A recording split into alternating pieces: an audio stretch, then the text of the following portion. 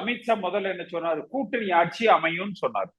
அதற்கு பிறகு எடப்பாடி பழனிசாமி, நீங்க தவறா புரிந்து கொண்டீங்க, இந்த கூட்டணி ஆட்சி அமைக்கும் விளக்க சொன்னாரு.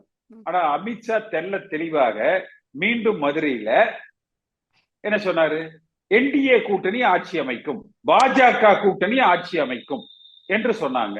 இது நான் வழக்கமா சொல்றதுதான். தமிழ்நாட்டு மக்கள், நீங்கள் இந்துத்துவாவா திராவிடமா என்றால் திராவிடத்தின் பக்கம் வாக்களிப்பார்கள். நீங்கள் திமுகவா அதிமுகவா என்றால் அதிமுக பக்கம் வாக்களிப்பார்கள். வருகிற சட்டமன்ற தேர்தலுக்கு அதிமுக அமைக்க வேண்டியது தேர்தல் களம் அதிமுக கூட்டணிக்கும் திமுக கூட்டணிக்கும் ஆன தேர்தலாக நாம் கட்டமைக்க வேண்டும். மாற்றாக பாஜகவுக்கும், அதாவது இந்துத்துவ சக்திகளுக்கும், இந்துத்துவ சித்தாந்தங்களுக்கும் திராவிட சித்தாந்தங்களுக்குமான களமாக இது அமைக்கப்படுகிற பொழுது திமுக எளிதாக வென்றுவிடும், பாஜக தன்னை எளிதாக வளர்த்து கொள்வார்கள்.